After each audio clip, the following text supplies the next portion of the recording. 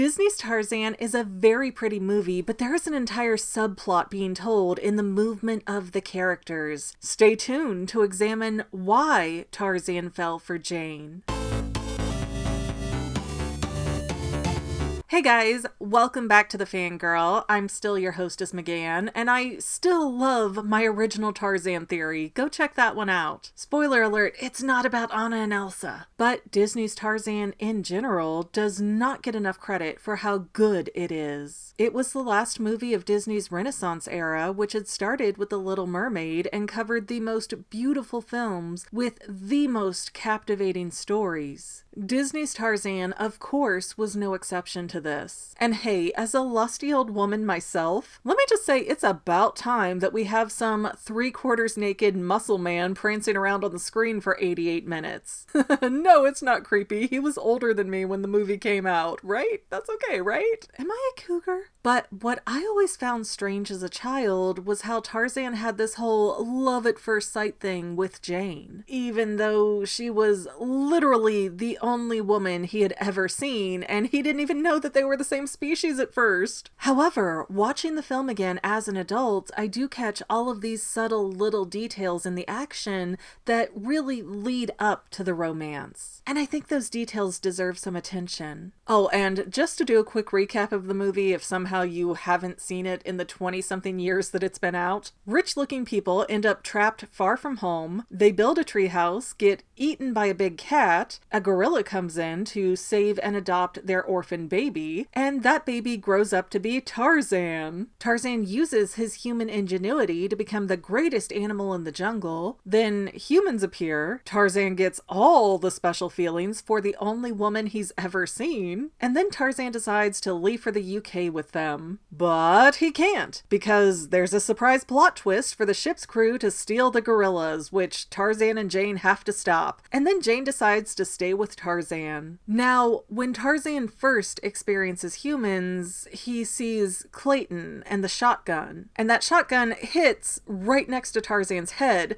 so it's a very intimidating stay away from me vibe that he gets from Clayton. You know, even though Tarzan is very curious about those strangers like him, he is quickly taught to keep his distance. Then Porter enters the scene, and while he is much less threatening overall, he does have a lot of erratic behaviors that might tell Tarzan, hey, stay back. This guy might be creepy, crazy, Weasley, wily, we don't know. Plus, Porter is all but glued to Clayton, so that whole get away from me vibe still applies. Then Jane waltzes in, and Tarzan is intrigued, but come on, who wouldn't be? I mean, look at the bustle on that. But Jane is still a part of this pack of dangerous animals, so Tarzan stays away. Then Jane falls back to draw an animal, ends up getting herself into some trouble, and Tarzan literally has to swing in to save her. And that is very curious behavior, because in all the times we've seen Tarzan on screen and all the montages, Tarzan learns how to outwit other creatures and how to use tools to his advantage, but we never see Tarzan trying to help any other animals except the gorillas. That's his family, that's his unit. Everybody else is an outsider, they don't matter. And that's really not Tarzan being a jerk, because every other animal was designed to survive in that environment. Tarzan wasn't. So, of course, the only people he really gets close to and wants to help and protect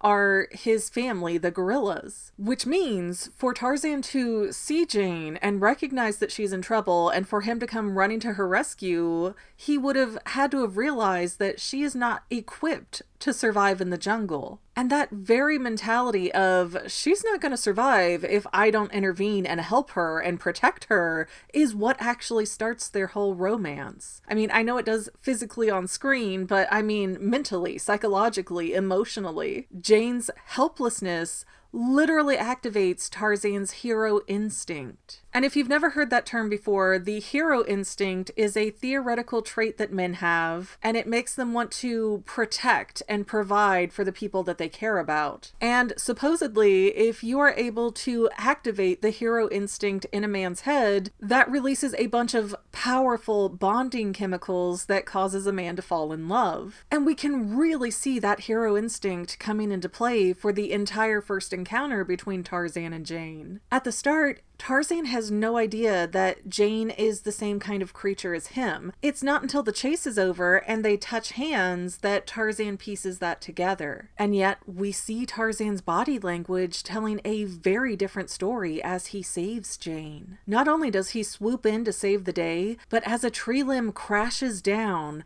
look at how Tarzan positions his body. He keeps Jane pressed against the tree and uses his own torso to shield her from any falling debris. So she's already activated this very primal sense within a man's head to provide and protect. That's why the damsel in distress archetype is a thing, because it really works. I can be her hero. I can save her day. So this is the woman that's meant for me. And that very protective stance that Tarzan gets when that tree is falling, it says, I value your safety, your health, your lack of injury over my own. And that compulsion to save Jane is what draws Tarzan closer to her. It makes him more invested in her. And after all, she must not have a mate because she's all alone out here with no one to rescue her. I mean, Jane was putting out some strong I'm available jungle signals whether she knew it or not. And that means, for lack of a better way to put it, that rescue scene is the first time that Tarzan really gets to feel like a man. He's gone from being this outcast black sheep of the gorillas to somebody who really wants to step up and protect his tribe, even if that tribe is only one person. That has gotta impact somebody in a profound way. And Jane may have gotten the matching behavior of, oh my gosh, this man is my savior, I can depend on him, I love him now, such positive vibes, had she not been completely horrified. Like, Tarzan was in his own natural playground here, and Jane was scared to death. And then we have that aftermath scene where Tarzan is inappropriately touching Jane and being in her personal space, and that does not make her less anxious. So because Tarzan kind of presents himself as this wild card who might do anything, Jane did not get the same burst of bonding hormones that Tarzan got. She was more in a panicked survival mode. So Tarzan pursues Jane in the only way that he knows how, by coming around her constantly and showing that he's interested in her. And he takes her to see the birds because he thinks it'll make her happy. He tries to bring her flowers as soon as he realizes that that's what people do. And then he stares at her on that vine in a way that would cut through just about any straight woman. Whew, them is some steamy eyes. But Jane does not reciprocate in the same way until the very end of the film. She has a lot of interest in Tarzan as a subject to study, but she dismisses a lot of his advances. Like on that vine that would have melted most souls, Jane starts deflecting her gaze to discourage the intensity between them. Honey, you only live once. YOLO. YOLO. Get it for those of us who can't. And then, even after Tarzan agrees to leave his world behind to go with Jane still acts coy, like she doesn't really get why he's following her. Jane's intentions here are not to fall in love or to stoke the romantic embers that Tarzan has built up, but he does grow on her over time, because familiarity breeds positivity. But come on, honey, I don't know what you've got back home, but it does not look like him, okay? Let's just be real. Let's just be real. And honestly, I think it's the capture on the boat that really sways Jane's opinion. Here we have this huge betrayal where people who represent civilized society are locking Jane and her father up just so they can go capture all of the gorillas for, I have no idea actually, rich people's menageries? They never specify. Although another fantastic body language moment is when the boat starts violently rocking and Tarzan is glued to Jane. He is making sure that she doesn't end up tossed into the walls of the ship. It's just such a beautifully illustrated and caring detail to show where his mindset is. Protect Jane, even if I'm in danger too. Love it. Love them. So Tarzan's hero instinct has actually made it to where he's bonded to Jane above all others. Because, you know, they're not the only two people at the bottom of that ship when it's going back and forth, but Tarzan has no concern to save anybody else. And Jane is so preoccupied that she doesn't even seem to notice that he's doing this for her. Honey, wake up, he's a good man. But then there's this big battle. Jane and Tarzan have to work together to overthrow the crew of the ship and free the gorillas. Clayton dies. Kerchak dies, which means now Tarzan can't leave the jungle because he has to take care of the gorillas. He's the family head now. And when the dust is settled, Jane and Porter start to head back towards the same ship that just wrongfully imprisoned them. What? It's even the same captain in the rowboat. Like, nothing has changed. Why are they going? And I mean, it is impossible to sail a ship that big with no crew, so they would have to let the gorilla thieves out too. And then you're just gonna trust that they're not gonna end you in your sleep? Huh?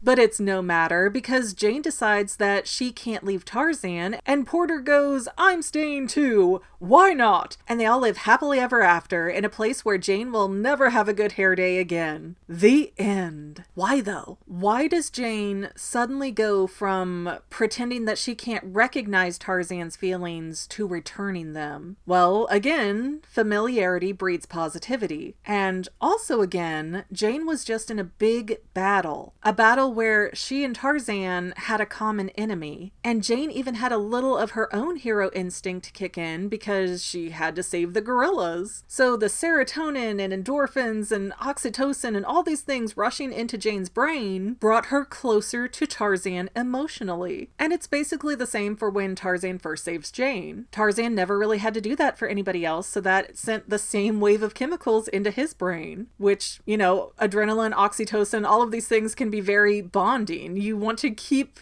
being around the person who gives you these positive rushes. So of course, Tarzan saves Jane and his brain goes, she's the one. She's the one I'm going to mate with. And then the same thing basically happened for Jane. It just took her longer to get there. But when it became evident that society was more dangerous than the jungle, what was holding her back? Stay with your beautiful vine-swinging lover. Why not? It is very interesting how you can see the exact moments and events that cause this pair to lean in closer to each other. And it is so interesting to watch Tarzan's hero instinct kick in and how that impacted the way he felt about Jane. Disney did a fantastic job telling the romantic subplot in actions over words. But what do you think? Is there a better example of a Disney love story? Let me know in the comments. I might be overthinking it, but that's literally my job.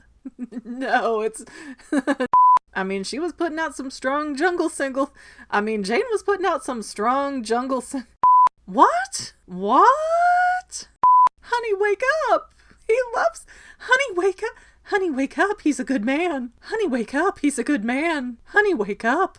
And Jane may have gotten the matching, oh my gosh, this guy is my savior. I owe him so much. I must be in love with him too. Well, family members, we're almost done, but I want to invite you to hang out with me in some other places. I'm on Twitter and Instagram as my own personal self, and I have a Facebook page too, but I mostly just post photos over there. And sometimes people say, hey McGann, I want to mail you something. How do I do that? Easy. Just click the About tab on my channel page, and my most current P.O. Box info will be right there. I also run another channel, The Family. It's really a hodgepodge channel where we might post anything. Oh yeah, and I also sell shirts and stickers and stuff with the Family and the Fangirl logos. If that is your cup of tea, I have a link in every description of every video. Finally, if you want to help out the Fangirl channel and make sure I'm putting out video essays for years to come, the best way you can help is by subscribing and watching more of my videos, whether they're new, old, whatever. Maybe even share one or two on social media, help spread the word. People who watch to the end of videos like you helps to tell the site, hey, this is a good video, we should recommend it to other people. So if you made it this far, leave me a comment of something like, hey, I made it to the end. Love ya. See you next time, family members. Bye.